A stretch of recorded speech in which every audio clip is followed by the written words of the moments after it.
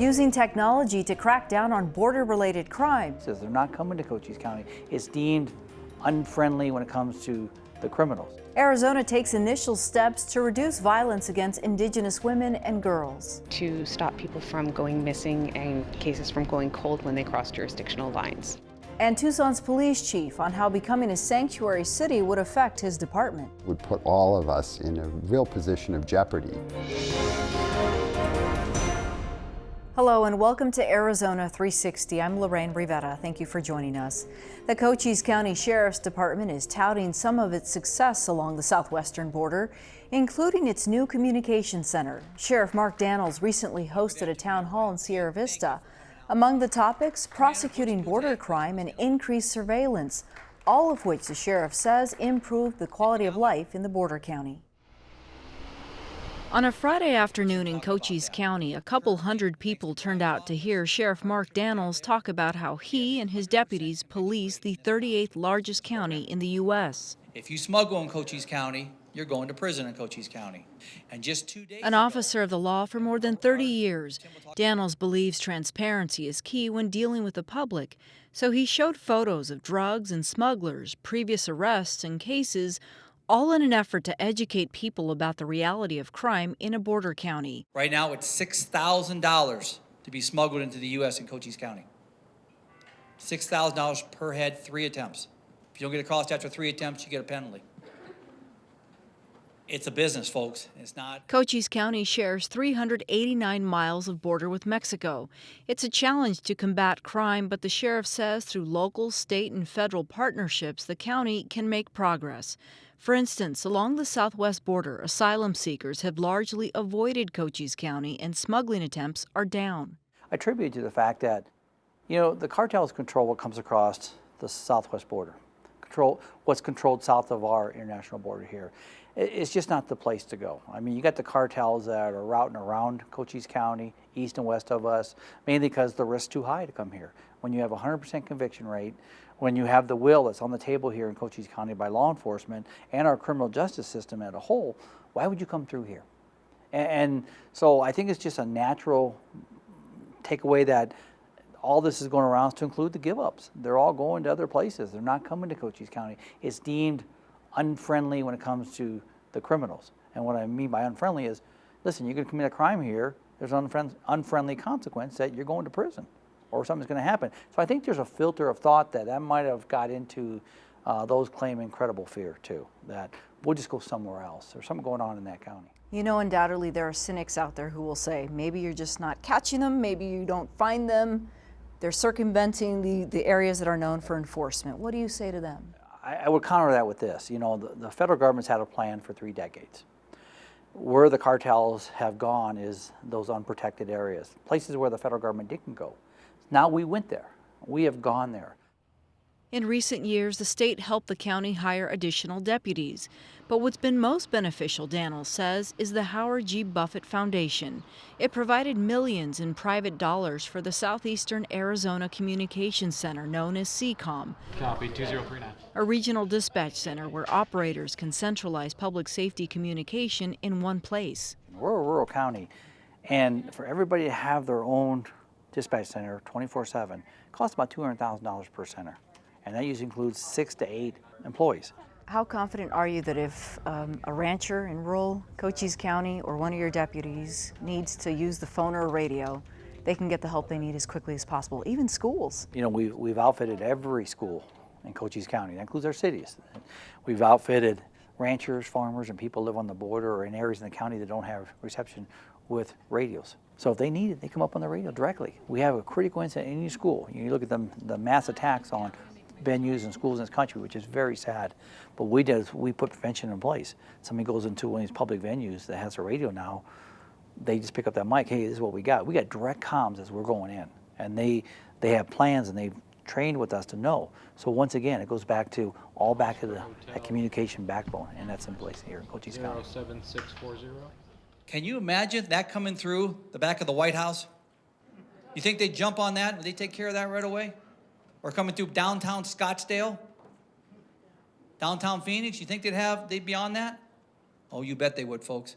80% of law enforcement in this country is rural America.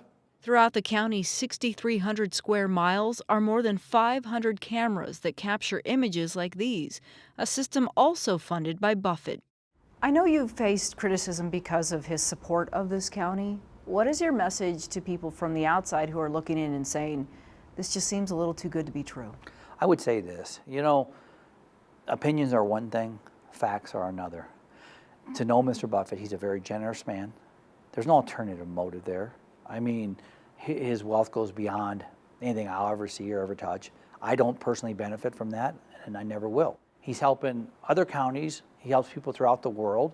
They're about helping people. So what's different in Cochise County? The bottom line is that's what their foundations do. That's what many foundations do. He does it here, and something that we're not used to. They have a mandate to bless our county and to walk in our county, and they be criticized by one or two, and that becomes the theme. I think society's smarter than that, and what I hear is 99% of the people that I work with, address, hear from the community, are very grateful for what this man has done to Cochise County and beyond.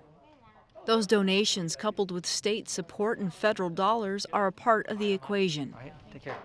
We, a group of individuals who were all committed to making Cochise County a better place, sat down in a room, didn't worry about who was higher in command or who had more leverage or whatever, and we said, this is the problem, how can we fix it, and how are we going to do it? And we came up with just a real simple plan. All right. That's Cochise County Attorney Brian McIntyre. 3 years ago, his office began charging teen smugglers as adults, and it appears to have worked.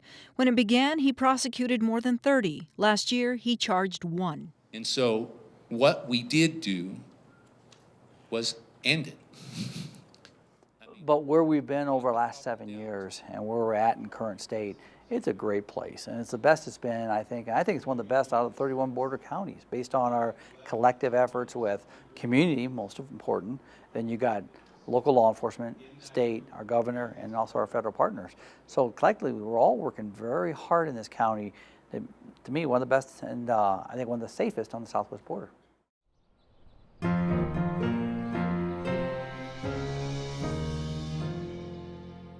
When active shooters targeted a Walmart in El Paso and a nightclub in Dayton, Ohio, police arrived within minutes of the first calls to 911. Across the country, law enforcement agencies train for those worst-case scenarios where lives depend on a quick response. This week, police at the University of Arizona conducted a drill on campus to test their preparedness. We learn more about how these drills prepare officers for an actual threat from UA Police Chief Brian Seastone and Dean of Students Kendall Washington White. Let's begin with you, Chief. This was a really elaborate exercise, months in the making. What did you learn from it?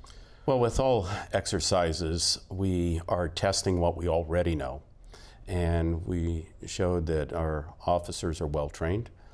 They know how to respond to these type of situations. And we also found that the campus is prepared for this through our campus emergency critical incident team, which was also activated in this. Like in every exercise, you always find areas of improvement. We identified a couple of those, everything from communication, which is always found in an exercise, to dispatching, response, the working with the CERT team all together. So it was a very valuable exercise. It showed preparedness, it showed our response, and it showed the commitment of a well-trained agency. Kendall, I get that law enforcement is prepared. Students and staff, though, an entirely different bunch of people. I think that the process is really important for us to have these exercises so that the community knows that we practice, that we think about these types of situations on a regular basis. I think that given our national climate, there's a lot of fear around the country about all of the shootings that have happened across the country. And so I think the timeliness, and you could argue one way or the other, if we should have still done it right now, we should, because we don't ever know when something like this is going to happen. And so I think the exercise was timely. So that was great that Brian chose to do this during this time period.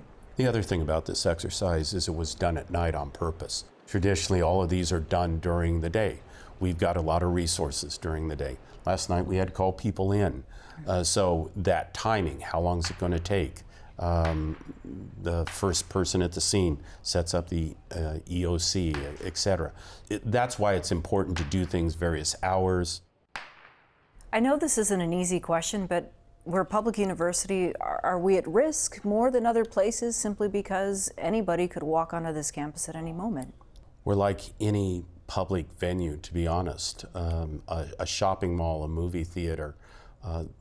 We don't have this magic barrier that only allows certain people onto our campus. I won't say that we're any more vulnerable, but it's the part of today's world that we live in, unfortunately, that what we used to think of an educational institution as being safe and secure, we now have to think about this stuff because of what's occurring nationally and internationally. Kendall, how do you go about educating students and staff of what to do in the event of? Well, you know, between the UAPD and the Dean of Students Office, we regularly talk to faculty, staff, and students regarding safety, personal safety, more importantly than property, right? So we talk about the work that we do with UAPD and how to look out for each other, making sure that if you see something that feels odd, that you say something, see something, say something, and not to be concerned about calling UAPD. Oftentimes people on campus, because we're all good people on our campus, and they don't want to waste the time of the UAPD, which that's their language, and we always say, no, you always call UAPD when you think something suspicious is happening or you see something happening on campus that doesn't feel right, just pick up the phone and call 911. So we have trained people regularly to call UAPD when there's a concern. So that we do that through new student orientation with parents in person, via email, newsletters, with faculty and staff at the various faculty staff meetings. We have those conversations on a regular basis. Our community are the best people to know what seems right to them. If you live in a residence hall, you know the people that live there or are frequently there. If you're a professor, you know your class. So if something just doesn't seem right, it's okay to call. We're more than happy to come over and find out it's nothing, instead of coming over after the fact to find out it really was something. What do you want people to know about what took place here and what we can gain from it? I think the most important thing is that people around the state, our legislators, our Board of Regents, and our community knows that we, again, think about these situations on a regular basis, that we meet monthly as a campus incident response team, so that we are always prepared, whether it's an active shooter, a pandemic issue, that we have a plan, that we think about these issues and we train for it. And I want people to feel comfortable and confident that the university is paying attention to these issues. It's just not for the people that are here every day. All of our visitors, you know, I think of all the events that we have, you know, we could have 100,000 people here on campus, very confined area. And Kendall, I want to give you the last word on this. A lot of families have that apprehension about sending their children away to some place, you know, especially a large university. What's your message to the families who are uneasy? The responsibility is not just with the university and UAPD and persons like myself, but that our parents and family members have to have these conversations with their students so that we can be a team in ensuring that students are staying safe. So I think it's important that our communication goes beyond the folks who are here on campus, but to the parents and family members as well. Okay, my thanks to both of you. Thank you. Thank you.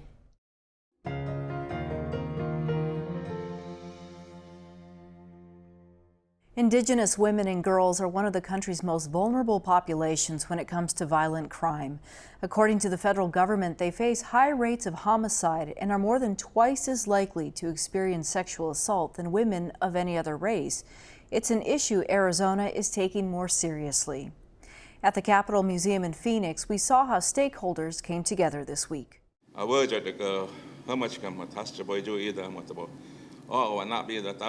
A ceremonial bill signing Tuesday began with a prayer and signaled the start of a search for answers. HB 2570, the law of the land. The new law establishes a 21-person committee tasked with studying how Arizona can reduce and end violence against Indigenous women and girls. Democratic State Representative Jennifer Germain sponsored the bill in the House, which passed both chambers with unanimous support. The purpose and the goal of the task force is to get to better numbers for the state of Arizona so that we can start attacking the root cause of the problem and putting resources in those areas. The lack of reporting on cases involving Indigenous women and girls led the Urban Indian Health Institute to label it a data crisis when it looked into the issue last year. Its findings paint a bleak picture in Arizona. Out of 506 missing and murdered cases in 71 urban cities, Tucson tied for the third highest number of cases at 31. Nationwide, Arizona also ranked third for most overall cases at 54. Germain says bringing law enforcement agencies across the state together could change that. We're hoping to become the gold standard of response, get all of our agencies talking together, get all of our agencies working together, and to stop people from going missing and cases from going cold when they cross jurisdictional lines. Everybody can relate to somebody being a victim or a victim themselves. In 2009, Elaine Gregg's 7-year-old daughter, Ria Dene Almeida, was sexually assaulted and murdered by a friend's older brother in Ajo. It was a warm summer day. Everybody was usually inside during the daytime. She was really a tomboy, so she was more of an outside person, which we all loved and adored about her.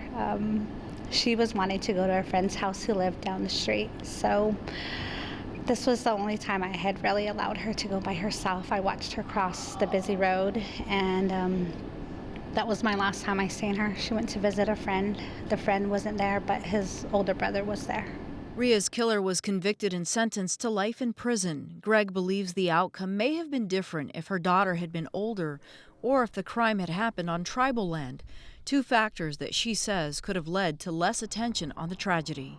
And just from different stories that go on within our tribal community, there's people who have committed similar crimes who get 7 years, 6, 7 years. So they're free to walk after that, and I can't imagine what that kind of trauma still holds within their family and their community.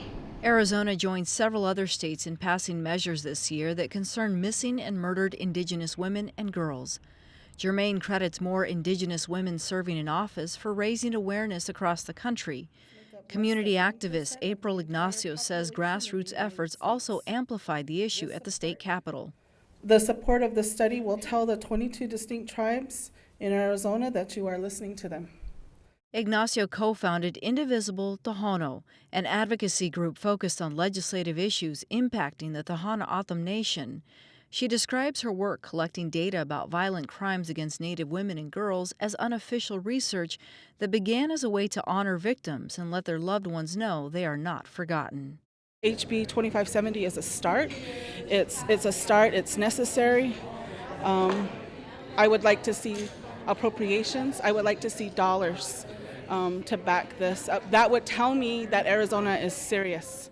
Germain says the committee received about $150,000 from the Office of Arizona Attorney General Mark Brnovich.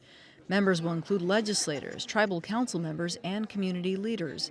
They officially begin work on August 27th, and by November of 2020, they're expected to produce a report recommending ways to address the issue, from new legislation to increased services for victims. The biggest thing that we're doing to try to ensure that the report and the recommendations are honored is we're building those relationships with key lawmakers, with the governor's office, with the attorney general's office, with the FBI, with Congress, with the tribal leaders to ensure that whoever is sitting in this seat in 2021 is able to keep pushing forward.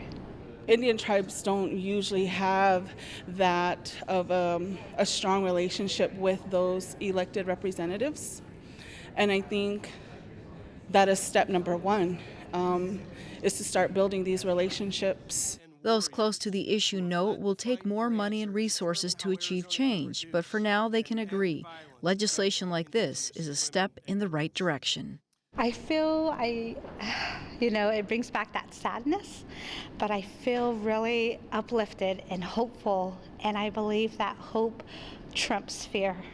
And I'm hoping that we can eventually get to that place across our state, across our nation. So yeah, I'm feeling really good. Today's a good day.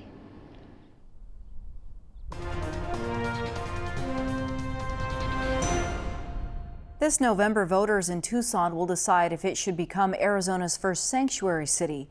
It's an issue we've previously discussed with the leader of the movement. This week, we spoke to Tucson Police Chief Chris Magnus about how the initiative would impact his department. We still have to comply with SB 1070. It is the law, but that the way we engage with members of our community, documented or otherwise, is fair, it's consistent, it protects their civil rights, it does not discourage people from reporting crimes or engaging with us. And I guess most importantly, it doesn't put us as a police department in the position of doing immigration enforcement. That's not our mission. It's not consistent with our vision. It's really not how we want to do policing in the city. But there are instances where your officers do in fact interact with immigration authorities. Do you keep track of that? We do, and they're very rare because our general orders have really set up some very tight parameters for what the circumstances are in which our police can and should interact with immigration authorities. But as a result of those general orders, which have been really very, very effective, I think, over the years, and we've modified them over time to even, I think, become better and better. But as a result of that, our contacts are so minimal. We average, if you look over the last 19, almost 20 months now, we've had less than one report on our part to immigration authorities a month. And even during that entire period, the number of times that Border Patrol has actually showed up at a scene that we're part of, it's been, I think, 3 times out of 20 months. So this is a very infrequent occurrence. There are some circumstances where it's almost unavoidable. There are actually times where people tell you that they are here in an unlawful way, but there are also circumstances where we're dealing with undocumented individuals who have committed some fairly serious crimes, and it's inevitable that that's going to be part of the discussion that follows. But the contexts are so few, and the circumstances are so unique and specified that a lot of what the discussion right now, it almost seems like we're talking about trying to find a solution to a non-existent problem. Tucson Police does in fact receive federal dollars. Would those dollars be in jeopardy should Tucson become a sanctuary city? They would be in serious jeopardy. We're talking as much as $12 million in grants, 26 police department positions could be impacted by this. Maybe even more in the future, and maybe even beyond law enforcement realm, because the Ninth Circuit even recently ruled that, for example, on COPS grants, those are the grants that fund police officer positions and a number of other things, that the federal government can consider localities' hostility towards working with them in some ways around immigration. Now, I think we cut a very fine line here, and we've done it in a very thoughtful way so that we do work with our federal partners when it comes to dealing with human trafficking, a very important concern when it comes to dealing with, for example, transnational gangs. Sometimes we have some very violent crimes here that are related to that. As it relates to drug trafficking, we're still dealing with very significant quantities of fentanyl and other drugs that are coming across the border. So it just makes sense to have a working relationship there, and we can say that. But if we were to be designated in this new way, I think we would be now crossing that line into territory that would almost be challenging the federal government to really question whether we would still be eligible for some of these grants and some of this funding. For some people, this is an emotional topic. What do you want them to know, the voters, before they actually cast their vote on the day to figure out if Tucson needs to be a sanctuary city? What should they consider? I think they need to become as educated as possible on this proposition. I am I think, about as committed as any police chief in this country, frankly, to working and having a strong, positive relationship with our entire immigrant community. But what we're talking about here is an initiative that, if passed, would really, for example, require federal law enforcement agencies that we really need to work with to keep this community safe, to basically agree that they would not ever be party to any kind of immigration activity in the city of Tucson. And if they didn't sign that kind of MOU, that kind of memorandum of understanding, that would mean we would no longer be able to have any law enforcement operation or activity with those agencies.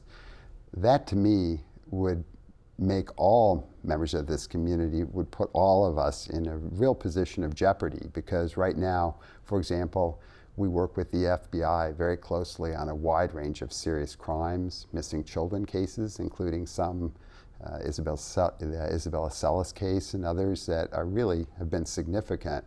We would not be able to work with ATF, Alcohol, Tobacco, and Firearms. That's the group that we, the federal agency that really helps us solve a lot of gun crimes and match ballistic evidence to handguns and shooters around the country.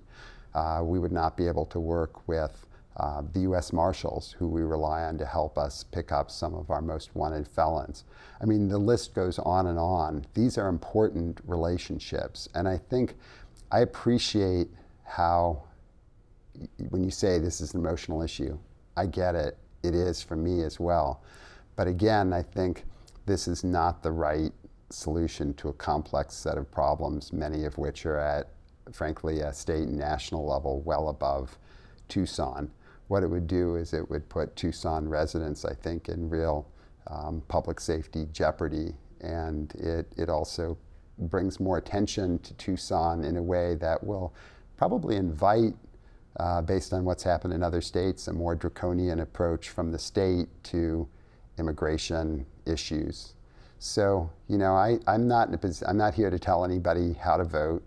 People will have to make their own minds up about that. But this is a complex enough initiative that it's really worth people taking some time to learn as much as possible about it before they cast their vote. Okay, Chief Magnus, thank you. Thank you. That's all for now. Thanks for joining us. To get in touch, visit us on social media or send an email to Arizona360@azpm.org. We'll see you next week.